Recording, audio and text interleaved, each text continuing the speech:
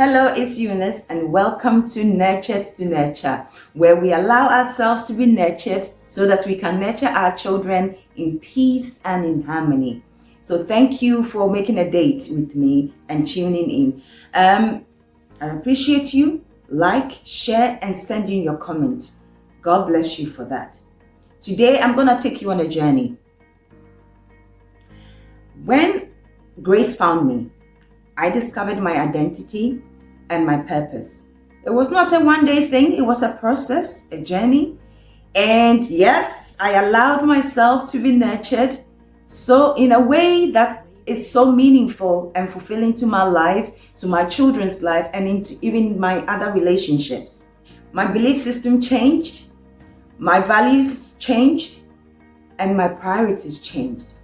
You know, beliefs inform values, and values informs priorities. And all these things, I learned a lot of things from there, and I set new ones so that it will be meaningful and fulfilling to me, and it will bring the uniqueness of me. You might be wondering, but weren't you a Christian before? Oh yes, I was. I was a Christian. And when I say I was a Christian, I've come to realize that the kind of Christian I was, it was like awareness Christian. I went to church like regular people, some people would say, whenever, randomly, occasionally, whenever I had time, I went to church. And because I was not a Muslim, because I was not an atheist, I called myself a Christian. But little did I know that there's more to being a Christian. If you look at Matthew chapter 25, it talks about the 10 virgins. The 10 virgins represent Christians. And the point is, 5 of those virgins were wise and 5 were foolish. What makes the difference? What makes the difference of these two? The 5 that were wise went extra mile. They had extra oil, which is Holy Spirit. And that is the difference to a lot of things. That when you have the Holy Spirit, it helps you live that uniqueness life that you have to use. Uniqueness in your life, uniqueness in your parenting, uniqueness in all areas of your life. Until then, I realized that, for all this while, I have been leaning on my own understanding to do things. So when I became focused and I wanted to learn,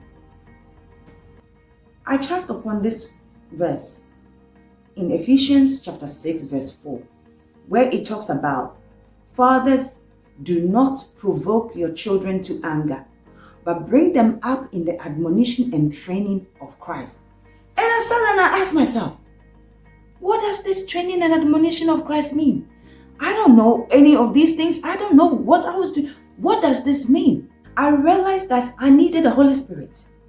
I realized that in order for me to allow myself to be nurtured, I needed to be in tune with the Holy Spirit and walk with the Holy Spirit and hear the voice of the Holy Spirit for myself.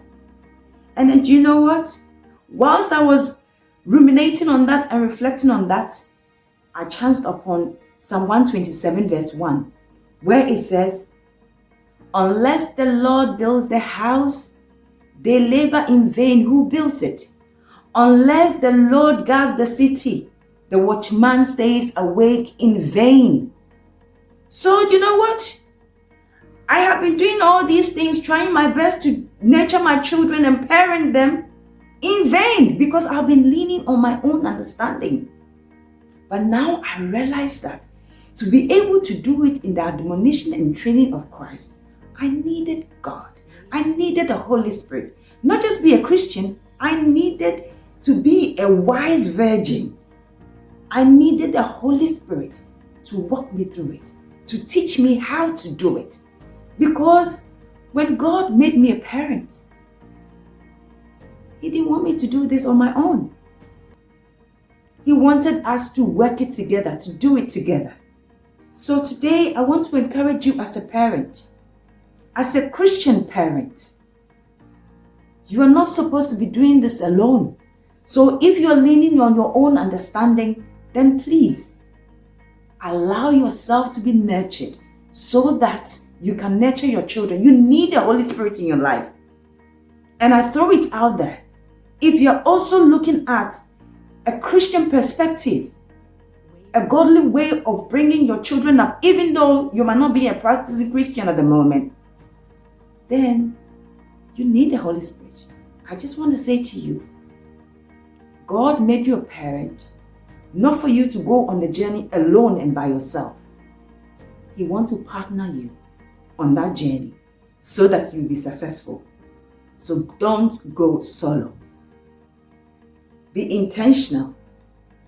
Allow yourself to be nurtured so you can nurture your children. Thank you for watching. Like, share, send in your comment, and God bless you.